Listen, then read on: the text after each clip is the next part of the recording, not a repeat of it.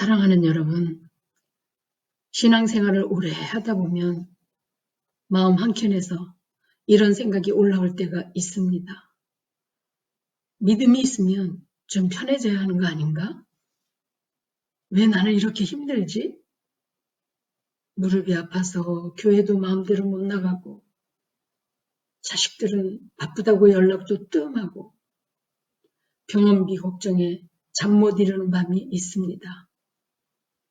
몸도, 마음도, 형편도 예전 같지 않습니다. 그럴 때면 이런 생각이 드실 수 있습니다.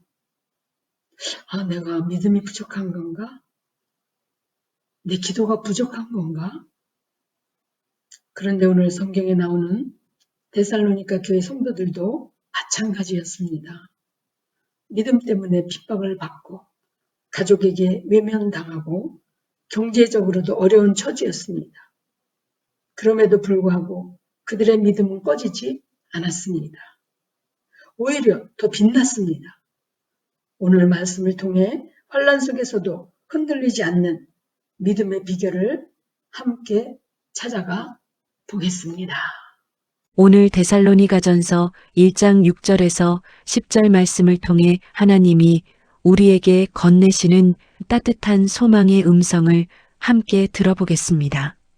환난 가운데서도 기쁨으로 말씀을 받은 사람들, 많은 환난 가운데서 성령의 기쁨으로 말씀을 받아 우리와 주를 본받은 자가 되었으니 데살로니가 전서 1장 6절 말씀입니다. 이 한 절 안에 놀라운 두 단어가 함께 나옵니다. 환난과 기쁨입니다. 보통 우리가 생각하는 기쁨은 조건이 필요합니다.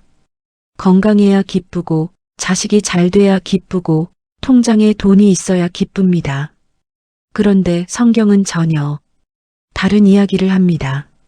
데살로니가 성도들은 환난, 한복판에서도 기쁨을 잃지 않았습니다. 그 이유는 단 하나입니다. 그것이 세상이 주는 기쁨이 아니라 성령께서 주시는 기쁨이었기 때문입니다. 우리 주변을 둘러보면 어떻습니까? 아침에 눈을 뜨면 몸 어딘가가 아프고 텔레비전을 켜면 나쁜 소식뿐이고 전화벨이 울려도 아무도 없을 것 같은 그 느낌 잘 아시지요? 그 자리에서 성령이 기쁨을 구하시기 바랍니다.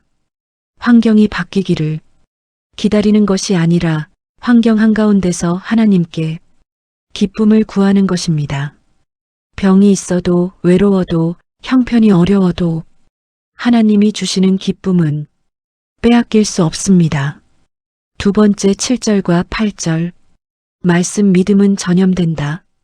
너희가 모든 믿는 자의 본이 되었는지라 주의 말씀이 너희에게로부터 마게도냐와 아가야에만 들릴 뿐 아니라 데살로니가 전서 1장 7절에서 8절 말씀 데살로니가 교회의 믿음은 그들 안에서만 머물지 않았습니다.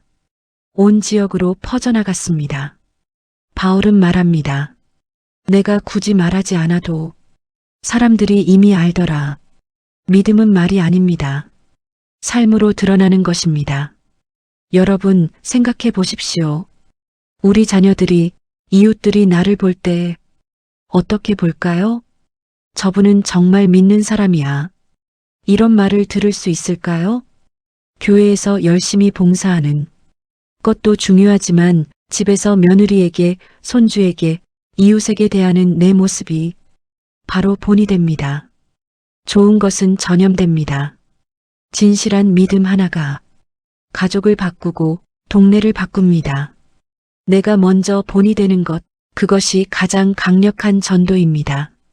말이 아니라 삶으로 보여주는 믿음, 그것이 주변 사람에게 전염됩니다.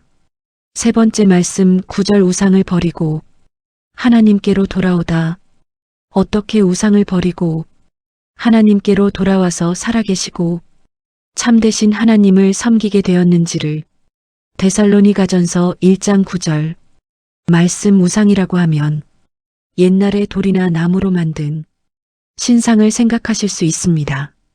그런데 오늘날 우리 삶 속에도 우상이 있습니다. 그 우상이 무엇인지 함께 생각해 보십시다. 자식에 대한 지나친 걱정, 자식이 잘 될지, 결혼은 하는지, 아이는 낳는지, 하나님보다 자식 생각이 먼저 든다면 그게 우상일 수 있습니다. 돈에 대한 집착, 노후가 불안해서 하나님보다 통장, 잔고를 더 의지한다면 그것도 우상입니다. 건강에 대한 지나친 두려움, 물론 건강을 돌봐야 하지만 하나님이 아니라 건강만 붙잡고 산다면 그게 우상이 됩니다. 참된 믿음은 방향 전환입니다. 내 중심에서 하나님 중심으로, 세상 의지에서 하나님 의지로 돌아오는 것입니다. 이것을 성경은 회개라고 합니다. 오늘 이 시간 내가 하나님보다 더 의지하고 있는 것이 무엇인지 한번 살펴보시기 바랍니다. 네 번째 말씀은 9절에 살아계신 하나님을 섬기는 삶 살아계시고 참되신 하나님을 섬기며 데살로니가전서 1장 9절 말씀에 데살로니가 성도들은 하나님을 믿었을 뿐 아니라 섬기는 삶으로 나아갔습니다. 여기서 중요한 것은 살아계신 하나님이라는 표현입니다. 하나님은 역사책 속에 하나님이 아닙니다. 오늘 지금 이 순간에도 살아계시고 우리의 기도를 들으시고 우리 삶을 이끄시는 하나님입니다. 그래서 신앙은 형식이 아닙니다. 살아있는 관계입니다. 오늘도 함께 해주세요. 이 한마디가 살아계신 하나님을 섬기는 시작입니다. 큰 일을 해야 섬기는 것이 아닙니다. 오늘 하루 감사히 살아가는 것이 하나님을 섬기는 것입니다. 다섯 번째로 10절 말씀은 다시 오실 예수님과 장래의 노하심, 또 죽은 자들 가운데서 다시 살리신 그의 아들이 하늘로부터 강림하심을 기다리는, 이는 장래의 노하심에서 우리를 건지시는 예수신이라. 데살로니가 1장 10절로 오늘 마지막 말씀이고 가장 중요한 핵심입니다. 초대교회 성도들은 환난 속에서도 소망을 잃지 않았습니다. 그 소망의 이름은 바로 예수님의 재림이었습니다. 예수님은 반드시 다시 오십니다. 이 땅에 태어나시고 십자가에서 죽으시고 부활하신 예수님은 지금 하늘에 계십니다. 그리고 성경은 분명히 말씀합니다. 그분이 다시 오실 것이라고. 그날이 오면 우리의 모든 억울함이 풀리고 우리의 눈물이 닦이고 이 몸의 연약함도 회복됩니다. 장래의 노하심 심판은 반드시 있습니다. 그런데 이 구절에는 중요한 경고가 담겨 있습니다. 장래의 노하심이라는 말씀입니다. 이 세상은 그냥 끝나지 않습니다. 하나님의 심판이 있습니다. 선과 악이 그냥 지나치지 않습니다.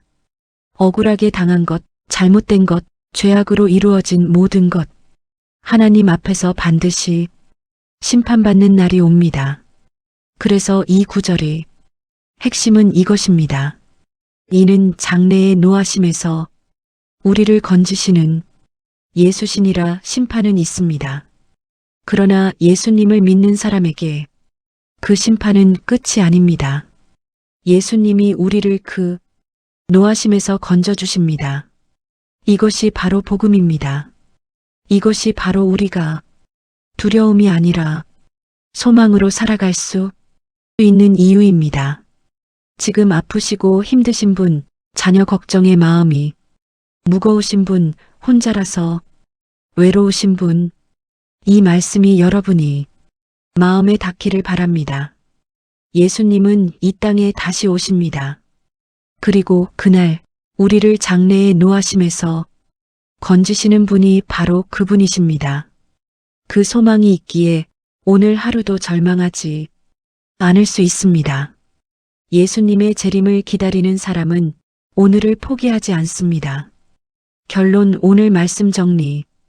오늘 데살로니가전서 1장 6절부터 10절 말씀을 통해 5가지를 배웠습니다. 하나, 환난 속에서도 성령의 인도함으로 기쁨의 말씀을 받고 환경을 바라보는 것이 아니라 오직 믿음으로 기쁨을 구해야 합니다.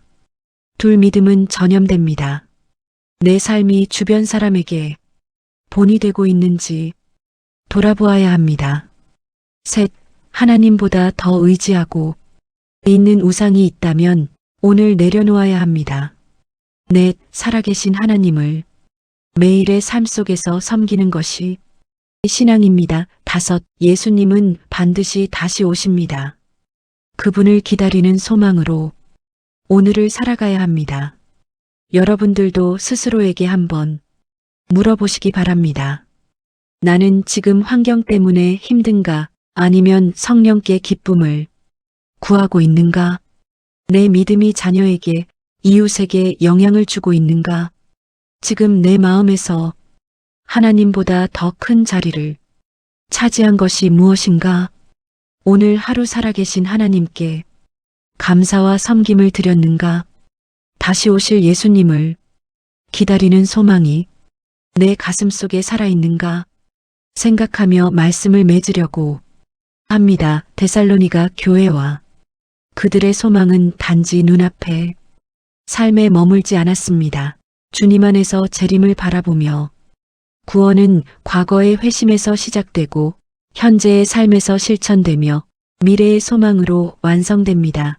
그러므로 우리는 우리를 건지시는 예수님을 바라보며 믿음으로 살아가야 합니다. 마무리 기도드리겠습니다.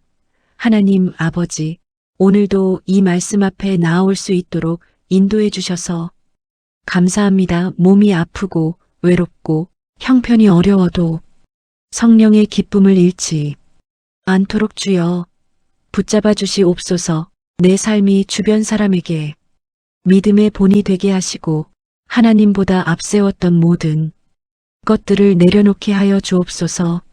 살아계신 하나님을 진심으로 섬기게 하시고 다시 오실 예수님을 기다리는 소망으로 살아가게 하옵소서. 예수 그리스도의 이름으로 기도드립니다. 아멘.